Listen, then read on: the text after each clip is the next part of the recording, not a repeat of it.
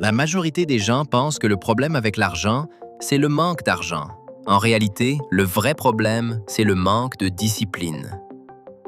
Aujourd'hui, je vais te faire passer un test que très peu de personnes réussissent. Ce n'est pas pour mesurer ton salaire, mais pour t'aider à mesurer ton contrôle, tes habitudes et ta capacité à dire non aujourd'hui pour gagner demain. Prends ton téléphone ou une feuille. Il n'y aura que 7 questions seulement. Pour chaque bonne réponse, tu marques un point. Mais sois honnête, parce qu'à la fin de cette vidéo, tu sauras exactement où tu en es financièrement et pourquoi. Question numéro 1 sur 7. Quand tu vois quelque chose qui te plaît, un téléphone par exemple, un vêtement, un gadget, etc., tu l'achètes immédiatement? Tu réfléchis un peu, puis tu achètes souvent? Tu attends quelques jours avant de décider? Ou tu vérifies d'abord si c'est réellement utile?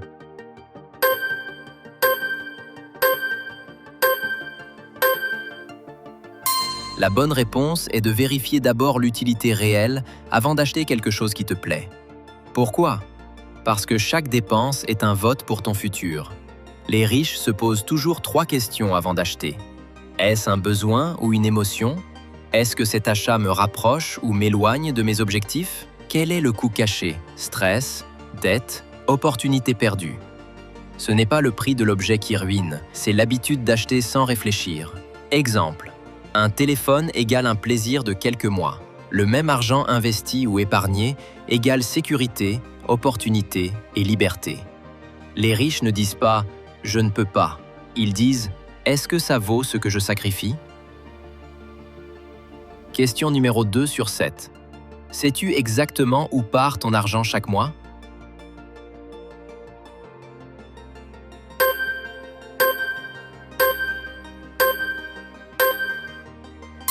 La bonne réponse est D, celle qui consiste à savoir exactement où part ton argent chaque mois. Pourquoi? Parce que l'argent non surveillé disparaît toujours. La règle universelle de la richesse est la suivante. Ce qui n'est pas mesuré ne peut pas être maîtrisé. Les riches savent où va chaque franc, contrôlent leur fuite financière, prennent des décisions basées sur des faits, pas sur des impressions. Quant aux pauvres financiers, ils ne savent pas où leur argent est passé. Tu dois décider à l'avance où ira ton argent. Question numéro 3 sur 7. Quand tu veux quelque chose mais que tu n'as pas l'argent, tu prends un crédit, tu empruntes, tu attends ou tu abandonnes?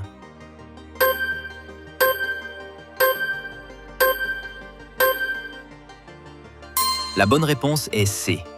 Quand tu veux acheter quelque chose mais que tu n'as pas l'argent, tu dois attendre. Pourquoi? Parce que la patience est un super pouvoir financier. Acheter sans avoir l'argent mène aux dettes, au stress et à la dépendance aux revenus. Attendre te permet d'acheter sans pression, de vérifier si tu veux vraiment l'objet, de rester maître, pas esclave. Les riches ont compris ceci. Ce n'est pas ce que tu peux acheter qui compte, mais ce que tu peux te permettre sans te mettre en danger. Question numéro 4 sur 7. Quand tu reçois ton revenu, tu dépenses d'abord, puis tu épargnes? Tu épargnes s'il reste quelque chose? Tu épargnes parfois? Ou tu épargnes automatiquement en premier?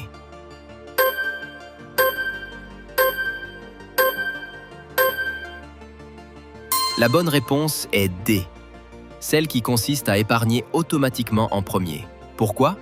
Parce que l'épargne est une priorité, pas un reste. Le principe des riches est simple, se payer en premier. Parce que si tu attends la fin du mois, il ne reste jamais rien. L'épargne automatique enlève la tentation.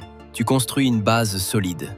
L'épargne, c'est ton filet de sécurité, ta liberté future, ton capital d'opportunité.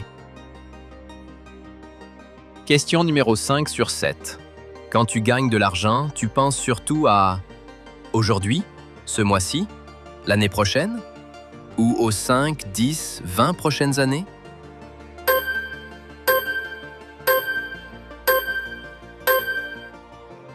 La bonne réponse est D, penser à long terme. Pourquoi? Parce que la richesse est un jeu de temps, pas de vite fait. Les pauvres pensent « comment profiter maintenant ?» Les riches, eux, pensent « comment ce choix impactera ma vie dans 5, 10, 20 ans ?» Le temps multiplie les bonnes décisions et détruit les mauvaises habitudes. Une décision financière aujourd'hui peut soit t'enchaîner, soit te libérer plus tard. Question numéro 6 sur 7. Tu préfères argent rapide, argent facile, argent stable ou argent durable?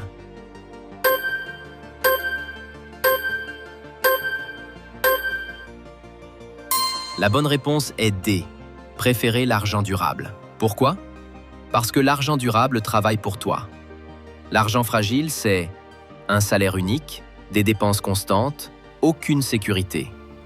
L'argent durable, en revanche, c'est l'épargne, l'investissement, des compétences monétisables, des opportunités de création d'actifs qui génèrent des revenus passifs. Les riches cherchent comment faire durer l'argent, même quand ils ne travaillent pas. Question numéro 7 sur 7. Quand tu dois choisir entre plaisir immédiat et sécurité future, tu choisis quoi? Le plaisir? Les deux? Ça dépend peut-être? Ou la sécurité future?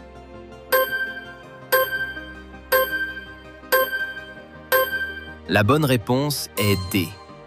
Les riches choisissent la sécurité future pour avoir plus de plaisir plus tard. Le piège, c'est le plaisir immédiat, une satisfaction courte contre une insécurité future et un stress long. La vérité, c'est que celui qui sacrifie la sécurité future pour le plaisir immédiat perd les deux. Les riches retardent le plaisir pour dormir tranquille, choisir leur vie et pouvoir dire non à ce qu'ils n'aiment pas. Maintenant, je veux que tu comptes tes points. Chaque bonne réponse vaut 1 point. De 0 à 2 points, discipline dangereusement faible. De 3 à 4 points, discipline instable. De 5 à 6 points, discipline solide. 7 points, contrôle financier élevé. Souviens-toi de ceci, ce n'est pas ton salaire qui détermine ta richesse, c'est ton niveau de discipline. Si tu veux améliorer ton score, commence par une seule habitude dès aujourd'hui. Alors partage ton score en commentaire. Aime cette vidéo si tu as aimé le contenu et si cela t'a été utile. Et surtout, abonne-toi. Parce que sur cette chaîne, on ne partage pas des connaissances financières et psychologiques pour rêver, mais pour changer sérieusement et durablement ta vie.